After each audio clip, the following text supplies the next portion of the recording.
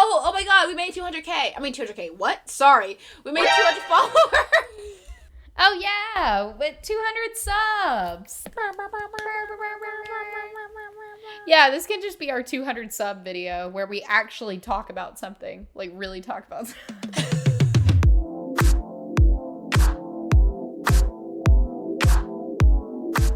So, what are we talking about today? We're talking about... Isis and I actually both work in the creative arts. We do video creation, film production. Isis is also actor. She's an actress and a model, and she's flawless in every way. Stop. But we both tend to talk about these type of things a lot, so I thought it would be cool just to kind of have an analysis breakdown video of why we think live action adaptations don't usually work. I'm not trying to throw shade on, like, you know, the obvious ones of, like, you know, Dragon Ball Evolution, which is trash. Or... Well, see, that's kind of what I was going to say. Like, if you... Are you basing this off of movies that tried?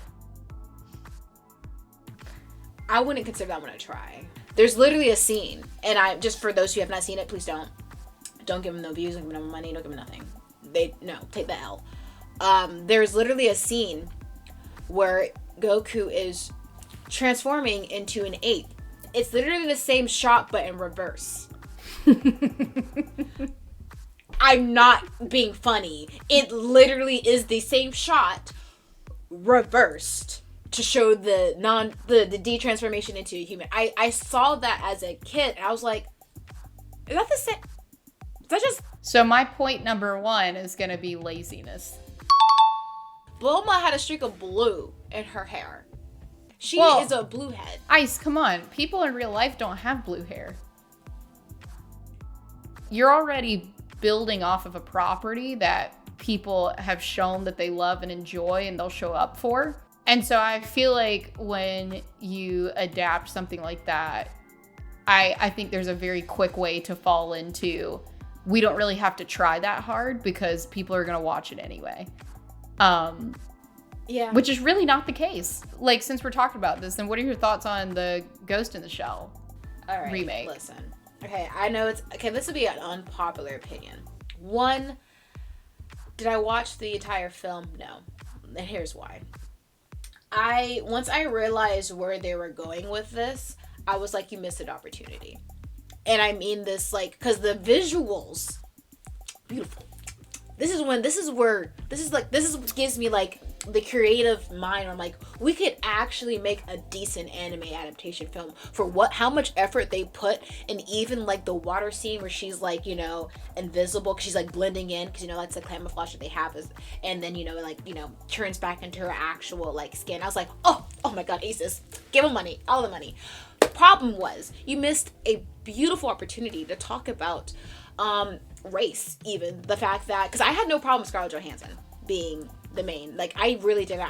What I thought they were going to do is do a commentary about, like, why would white women be like the ideal standard of a basis of roboticism. I feel like they literally was like, well, the fans like Scarlett, she's doing well with Marvel, let's put her in a film, and just put her in a film and like sell like a sex appeal and sell her. You've completely just made a whitewashed character instead of actually putting it for a discussion or putting it for like commentary. And it's interesting because I know there's an added element of what is going on, because the writer himself was like, oh yeah, I really see this character as being Scarlett Johansson. Just giving a little bit of a fresh perspective.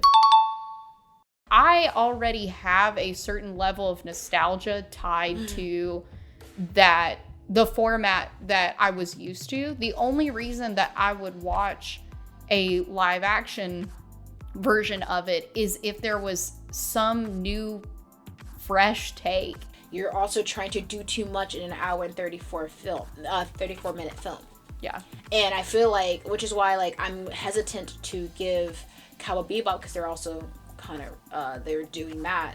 Which the thing is that, like we discussed before on camera, that I feel like that's to animate to adapt would be that one, because they have been like, there's Firefly. The problem, I'm glad they're doing it as a series and not as a film, because stop making a film like of an arc that literally took you 3 seasons to get to.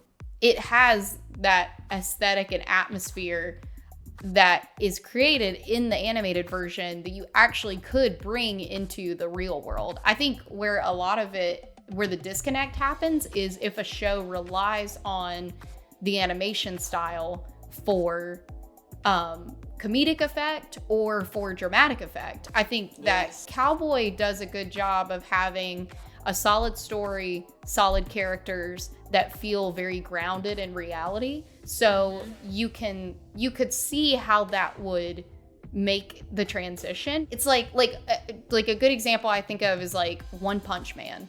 I think that if you did a live action version of that, please tell me how you would make that cool.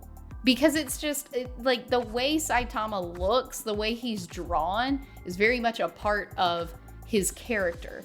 And even the fight scenes, what you show up for is the animation. You're there because you're, at least like season 1 anyway, but you're there to watch these really pretty sequences. And guess what? Human bodies don't do that. I've even said the same thing with Avatar, even though I know it's fringe anime, They're redoing that too with Netflix, so. And see, here's the thing. I mean, maybe it could be good, but when you watch the series through, you definitely have this feel of, wow, a lot of these jokes are based off of how the characters are drawn and how it's animated. This same thing would not fly if Sokka says something as a real person and then I don't get to see him being drawn super cartoonish afterwards when he's mad that nobody laughed at his joke. Like, you can't do that with the human face, really. I mean, I don't know, maybe Jim Carrey can, but like most people give him all the roles.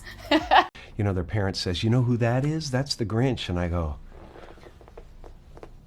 You know what else I was going to say is that, like, I almost wonder if these things continue to happen because we have such a large Western population that still, or you know what, I'm not going to lump us all, just Americans, tend to think that animation automatically makes it for kids.